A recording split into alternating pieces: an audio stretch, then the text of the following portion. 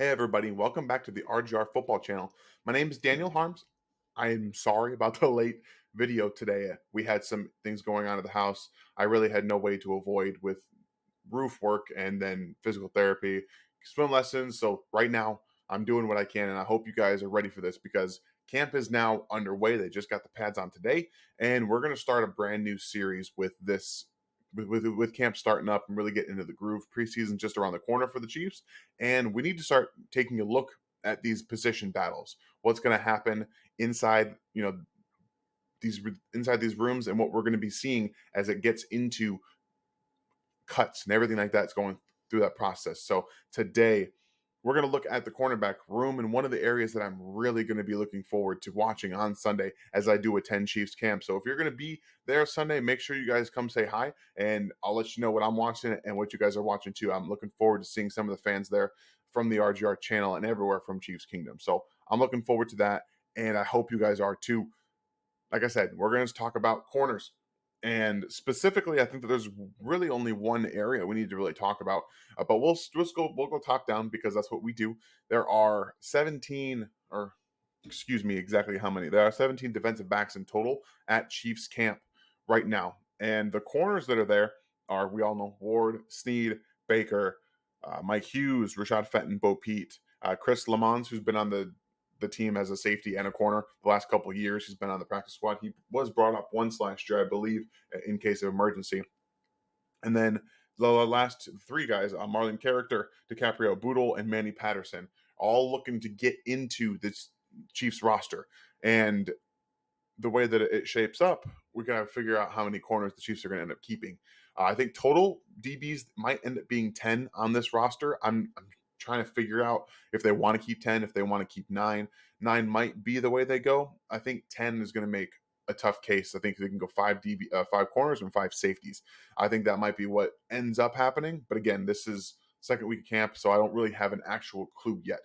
But the way I've projected it now, I personally think it's going to be 5 and 5, 5 corners, 5 safeties. So let's go up and down the list on the corners and see where we are at, because we know Charvarius Ward, L'Jarius Sneed are going to be on this roster. They're going to be these starting, the starting corners in base defense. That's how it's going to be. They'll be on the outside. At least that's what I assume. We have seen Sneed kick inside and multiple guys be on the outside in nickel. DeAndre Baker, even Mike Hughes has come on the outside as well. I would imagine that Fenton's played more in the slot and in his safety-esque role, something they really like to use him in. But he's labeled as a corner, so he's going to be a corner on this roster. Mike, just those guys right there, those 5 guys that we just talked about, Ward, Sneed, Baker, Hughes, and Fenton, I think are the 5 right now. If I had to put a pin in it, that's what I would say. And some areas that they're going to have some movement is Charvarius Ward. We know what Charvarius is. You guys know how I feel about Charvarius. I think that he is who he is, and he's probably going to be the number 1 corner on this roster that's got the most experience. I think that Sneed is clearly the best corner on the roster, bar none, going into day 1. I think that's how it's going to be. I don't think that anybody behind Charvarius Ward has less talent than he does. That makes for an interesting prospect for me, because if I'm being completely honest with you, Ward is what he is. I don't think he's going to get any better. I think 2019 is his best season and the best that he can be in the NFL. His strength is to use press man coverage and being able to bully people at the line of scrimmage. That's what he does best. He's not very good at turning and running, locating the football. Any short area, his hips are not exactly fluid. And as much as I can liken that to Fenton in some way, I think Fenton is an all-around better finder of the football and just a better physical player. That's Ward's bread and butter, but I think Fenton's even better at it than he is.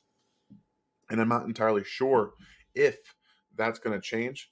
To be completely honest with you, like I said, I'm not sure that that Ward can get better in the NFL. I would love to see him get better, because this cornerback room is still really young, even with Ward as the number 1 corner, like number 1 corner. I think that will be Sneed, but it's a very, very young group, and we've seen that Brett Veach does not care so much about investing high draft picks into corners, Snead being a fourth round pick, them getting Ward for an offensive lineman that was, not going to make the roster, and both now Mike Hughes and DeAndre Baker, former first round picks that he was able to get for basically nothing. It's huge.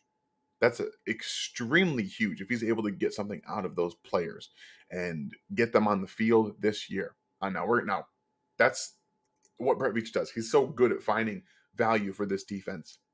And I was looking at a chart the other day in an increasingly cover three heavy defensive era.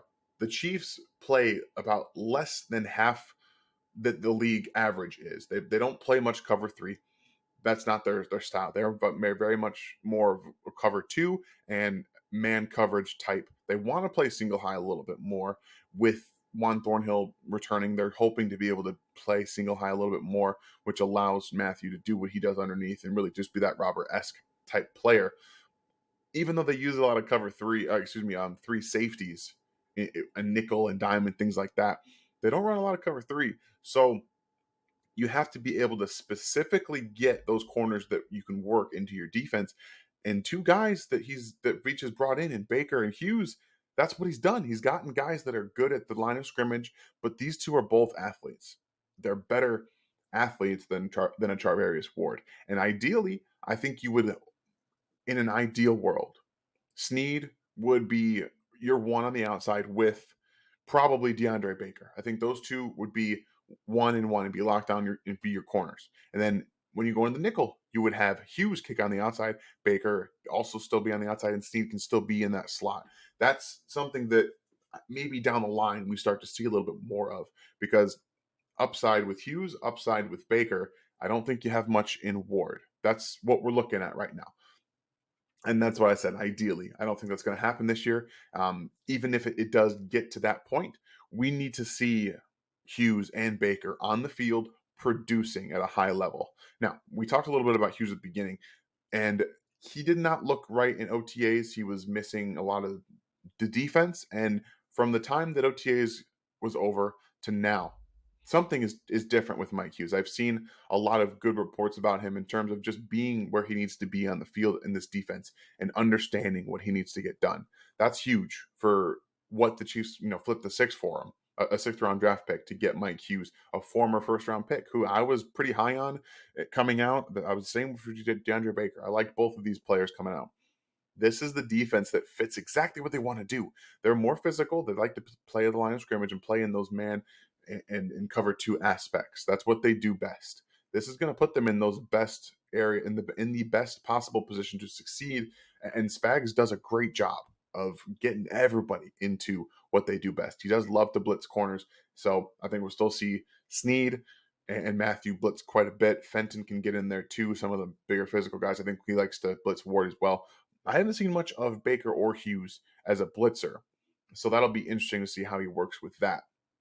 Now let's get down to the younger guys on the roster bubble, because let's be honest with you, there's only one guy on this list that's making waves. I haven't heard anything about Bo Pete Keys. I haven't heard anything about Lamons. I haven't heard anything about Character or Patterson. It's just one guy who's done a lot of different things, and that's Dicaprio Boodle. A lot of guys really liked Boodle coming out. I know that there's some people around Twitter that had him as like a fifth round draft pick kind of place. He ended up going as a UDFA. The Chiefs brought him in. I know a lot of fans like him. He's played at Nebraska, so he's got a big fan base, and he's a fast guy. He ran a 4.38 at the combine. He's also a quick twitch kind of guy. He's a little bit smaller. He's about 5'9", and he has some of those short area quickness abilities. So he's right now showing out at camp pretty well. He's not playing a ton with the ones, obviously, because they have a lot of guys up there that are doing that already. And I know a lot of people think he should make this roster, but if I look at it from a different perspective, I think that he's perfect to have on the practice squad, because you can bring him up and be able, if you have an injury, he's a perfect guy to come up and play some meaningful snaps every now and then if you need that. I don't think he's ready to be on the roster. I think that, like I said, they're going to keep 5, and that's going to put him on the outside looking in. I think he's going to be that sixth guy at the end of the day.